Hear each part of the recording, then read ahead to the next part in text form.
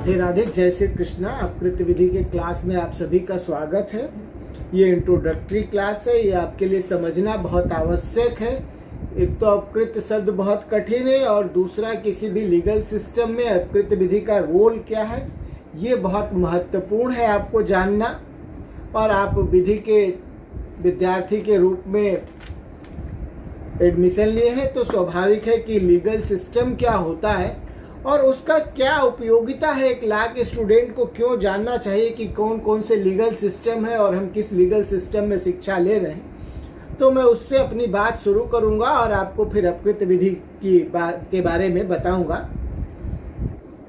तो दुनिया में जो भी लीगल सिस्टम है, उस लीगल सिस्टम वहाँ का जो न्याय व्यवस्था है उसकी रीढ़ होती। किसी भी दुनिया के लीगल सिस्टम का मतलब है कि जो वहाँ की न्यायिक प्रणाली है, जो वहाँ का जस्टिस डिलीवरी सिस्टम है, उसका वो ऋण है। और यह न केवल समाज के संचालन में सहायक होती है लीगल सिस्टम, बल्कि सोशल जस्टिस, पीस और मानव अधिकार के रक्षक के रूप में भी लीगल सिस्टम अपना महत्वपूर्ण रोल प्ले करती है। जो अलग अलग दुनिया के देशों का अलग अलग लीगल सिस्टम है, उसका एक बहुत बड़ा कारण ऐतिहासिक, धार्मिक और सामाजिक संदर्भ से जुड़ा हुआ है। दुनिया के इतिहास, दुनिया के देशों का इतिहास अलग अलग है, संस्कृतियां अलग अलग हैं, उनके सामाजिक मान्यताएं अलग अलग हैं और जो लीगल सिस्टम होता है इन सभी चीजों से जुड़ा हुआ होता है। और इन सभी का प्रभाव उनके इतिहास का, उनके धार्मिक प्रणाली का, उनके सामाजिक जीवन के गहराई का प्रभाव लीगल सिस्टम पे होता है। जो लीगल सिस्टम है वो एक ऐसा ढांचा है जो न केवल नियम बनाती है कि कैसे समाज का संचालन होता है, बल्कि उन नियमों का पालन कैसे होता है उसका निगरानी भी करती है, उस पर निगाह भी रखती है। और उसके उल्लंघन के परिणाम स्वरूप अगर वो लीगल सिस्टम जो नियम बनाई है उसका उल्लंघन होता है तो उस उल्लंघन के लिए उपचार उपलब्ध कराती, रेमेडी उपलब्ध कराती है। और न सिर्फ यह कानून बनाने, लागू करने के बारे में बात करती है, न्याय देने वाली संस्थाओं को स्थापित करती है, न्याय देने की प्रक्रिया का निर्धारण करती है और प्रक्रिया कौन से सिद्धांतों का, कौन से बेसिक लीगल कॉन्सेप्ट का पालन करेगी, इसके बारे में लीगल सिस्टम बात करता है। अब हम बात करेंगे अपकृत विधि के बारे में। अब जो लीगल सिस्टम है वो दुनिया में 3-4 तरह का लीगल सिस्टम है जो आपको समझना है। पहला जो लीगल सिस्टम है वो है कॉमन लॉ लीगल सिस्टम। इसका जो उद्गम हुआ है, ये जो ओरिजिनेट हुआ है, ये इंग्लैंड में हुआ है और ये न्यायिक निर्णयों के माध्यम से हुआ। जुडिशियल डिसीजन जो आते गए उस डिसीजन को प्रेसिडेंट बना के, उदाहरण बना के आगे उसी के आधार पर व्यवस्था को चलाने का जो प्रयास हुआ वो कॉमन लॉ लीगल सिस्टम के रूप में डेवलप हुआ। और इसमें न्यायाधीशों की महत्वपूर्ण भूमिका रही, सक्रिय भागीदारी न्यायाधीशों ने निभाई। पहले कोई डिसीजन आया, उस डिसीजन के आधार पे दूसरा डिसीजन हुआ।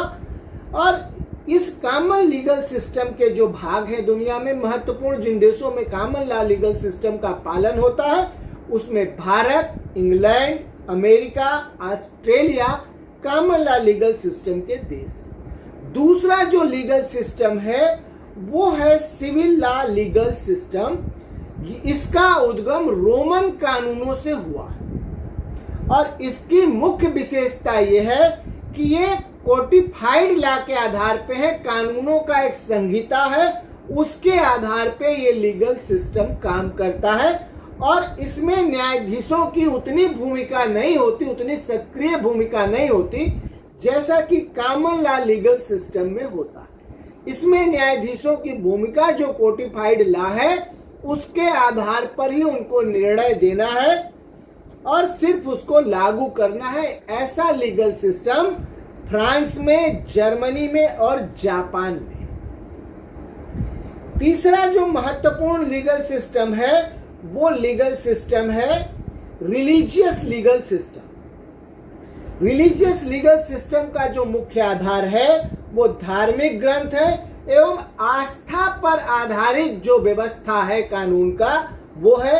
इसमें इस्लामिक कानून है शरिया, यहूदियों का कानून है वो हलाखा, और प्राचीन हिंदू विधि है जो फैमिली लॉ के रूप में लागू होता है।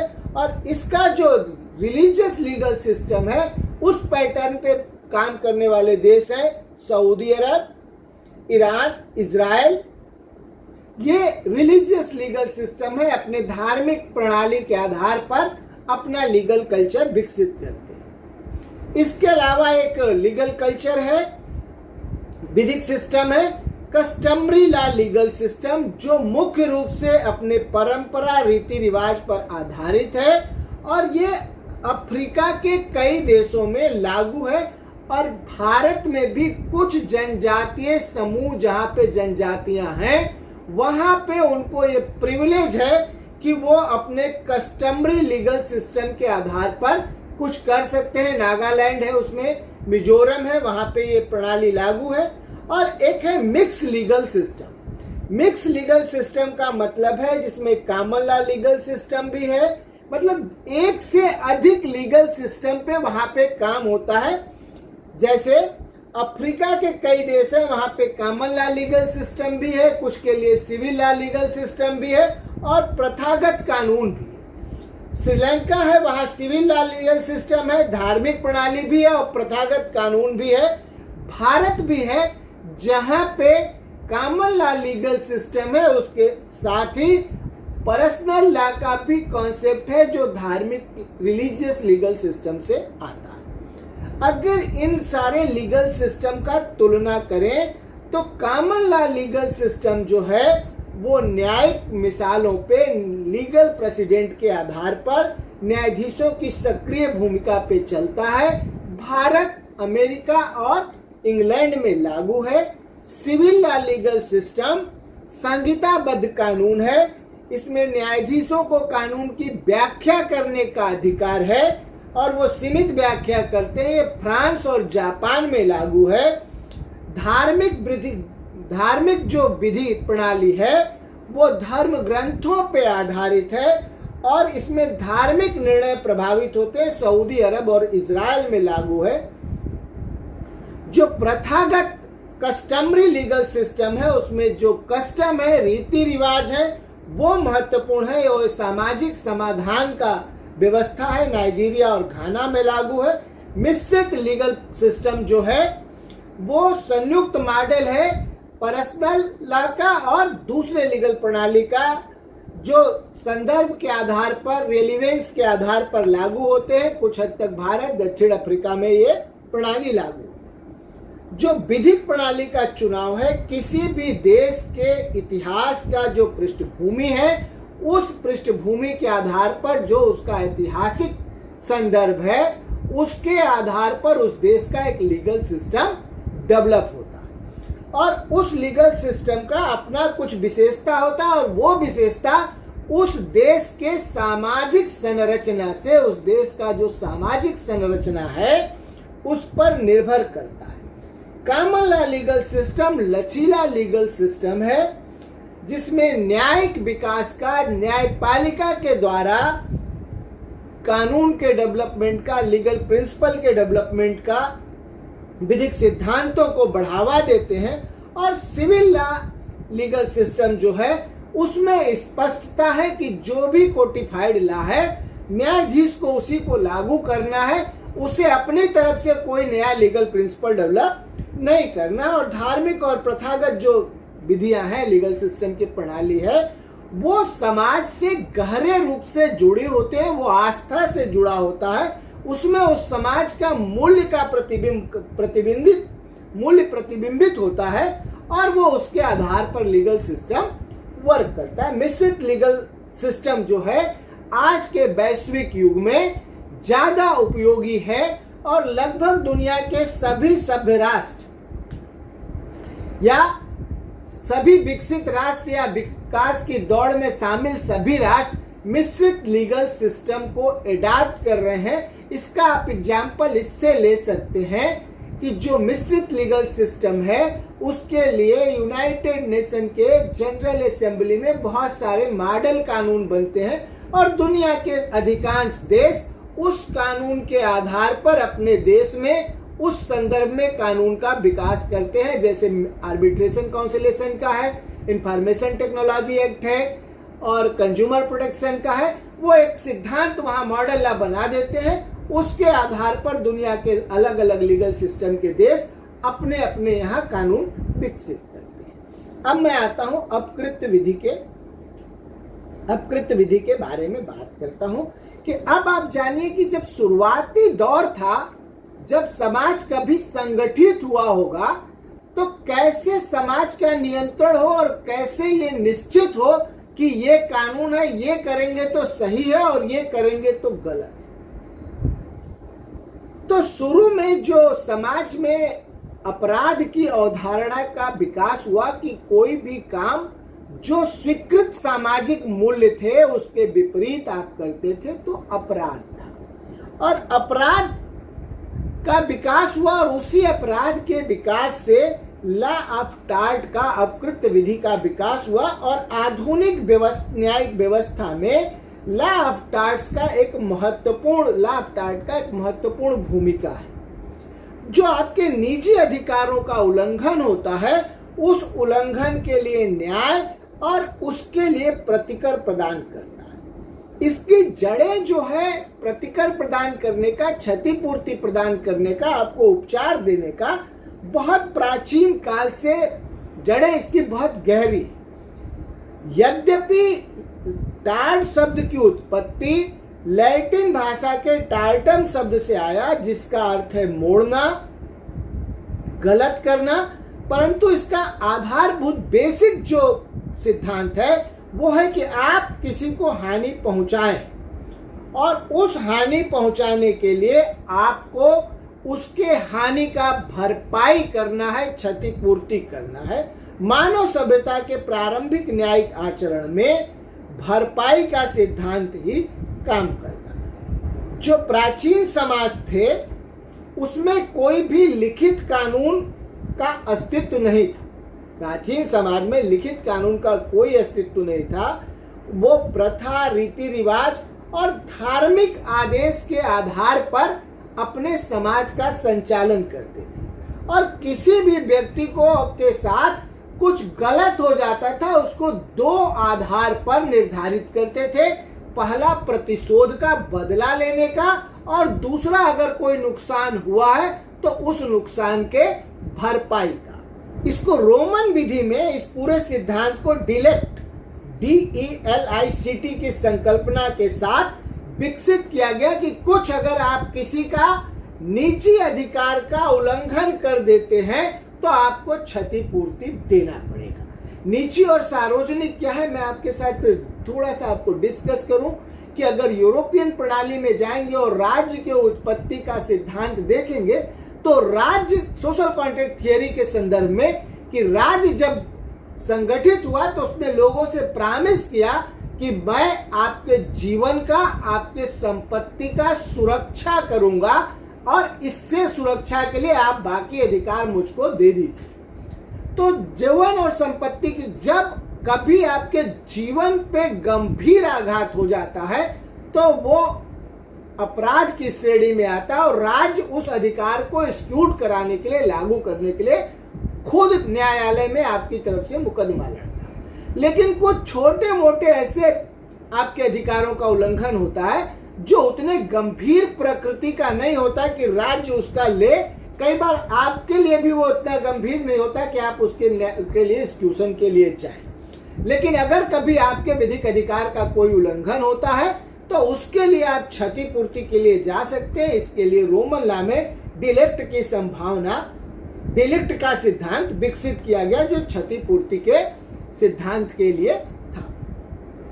फिर मध्यकाल में इंग्लैंड में कॉमन लॉ के अंतर्गत धीरे धीरे लॉ ऑफ टार्ट्स का विकास हुआ और ये रिट सिस्टम से उत्पन्न हुआ। आपके अगर किसी अधिकार का उल्लंघन होता था आप यूरोप के न्यायालय में रिट लाते थे और रिट अगर सफल हो जाता था तो आपके अधिकारों का एग्जीक्यूशन हो जाता था। धीरे धीरे रिट सिस्टम से हुआ और न्यायालय ने फिर रिट के आगे भी बहुत सारे आपके निजी अधिकारों को मान्यता देना शुरू किया।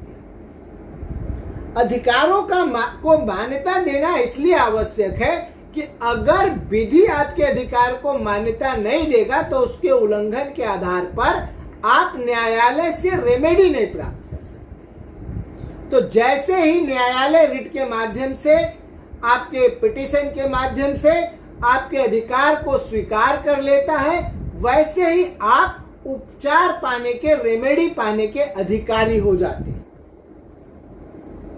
19वीं शताब्दी में लॉ ऑफ टॉर्ट्स विधि की एक स्वतंत्र शाखा के रूप में विकसित हुआ, जिसमें निग्लिजेंस, न्यूसेंस, डिफॉर्मेशन, ट्रेसपास आदि को लॉ ऑफ टॉर्ट माना गया और इसके लिए क्षतिपूर्ति का सिद्धांत विकसित किया। कॉमन लॉ परंपरा में टॉर्ट्स का दायरा निरंतर बढ़ता रहा। जो कॉमन लॉ लीगल सिस्टम है उसमें लॉ ऑफ टॉर्ट का जो दायरा था, अपकृत विधि का दायरा था, वो विकसित होता रहा। डोहेन वर्सेस स्टीवेंसन के केस में ड्यूटी ऑफ केयर का सिद्धांत इस्टेब्लिश किया गया।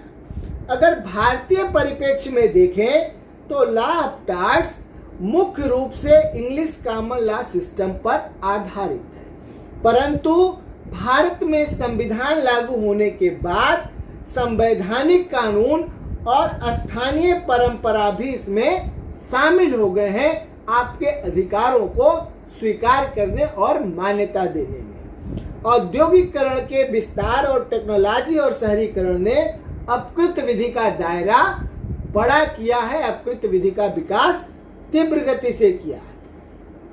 अगर आप प्राचीन भारत में चले, अभी तक मैं आपसे बात कर रहा था कि लॉ ऑफ टॉर्ट का उत्पत्ति विकास यूरोप और इंग्लैंड में हुआ।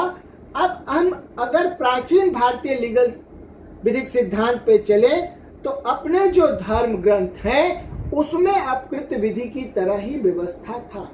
अगर मनुस्मृति को देखा जाए तो उसमें दाय, लायबिलिटी, वर्ड, इंजरी के प्रावधान मिलते हैं। जो किसी भी व्यक्ति को जानबूझकर या लापरवाही से चोट पहुंचाता है कोई व्यक्ति, तो उसको क्षतिपूर्ति देना पड़ता है। या केवल की स्मृति में भूमि, पशु, व्यापार को अगर कोई निजी तौर पर हानि पहुंचाता है तो उसमें भी क्षतिपूर्ति देने का नियम स्थापित था। नारद स्मृति में विपत्ति और हानि के न्यायिक निवारण का विस्तृत वर्णन है। कौटिल्य के अर्थशास्त्र में न्याय और शासन व्यवस्था में क्षतिपूर्ति को महत्वपूर्ण स्थान दिया गया। दंड नीति के अंतर्गत किसी भी कार्य के लिए दंड के साथ साथ प्रतिकर अनिवार्य था। अर्थशास्त्र में पशुधन की हानि, अनाज, पानी रोकना, गलत निर्णय से उत्पन्न हानि के लिए क्षतिपूर्ति के प्रावधान थे। जो प्राचीन भारत था उसका न्यायिक स्वरूप जो था केवल दंड नहीं था, वो क्षतिपूर्ति भी था, हानि का भरपाई भी था। और क्षतिपूर्ति का महत्व सिर्फ भौतिक नहीं था कि आप दे, कुछ चीजों में वो सामाजिक पुनर्स्थापना भी था, सामाजिक पुनर्स्थापना भी था, सामाजिक मूल्यों का स्थापना भी था। ठीक है। और किसी भी व्यक्ति के दोष के निर्धारण के लिए मेंस रिया और एक्टस रिया दोनों को प्राचीन भारत में देखा जाता था। आधुनिक जो भारतीय विधि है लॉ ऑफ टॉर्ट को लेके, वो है कि अगर कोई रामफुल कार्य हुआ है तो हानि पहुंचाने वाला कोई व्यक्ति है तो उसको लायबल ठहराया जाए और जो विक्टिम है, जो पीड़ित है, उसको क्षतिपूर्ति दिया जाए। समाज में संतुलनकारी न्यायिक व्यवस्था स्थापित किया जाए, ये लॉ ऑफ टॉर्ट्स का महत्वपूर्ण भारत में रोल है। लॉ ऑफ टॉर्ट्स का विकास मानव सभ्यता के विकास के साथ साथ ही हुआ है। जैसे ही मानवीय सभ्यता संगठित हुई, वैसे ही आपके ने किसी के अधिकार का उल्लंघन किया, उसका क्षतिपूर्ति, उसके भरपाई का सिद्धांत विकसित हो गया। धन्यवाद। आज का क्लास यहीं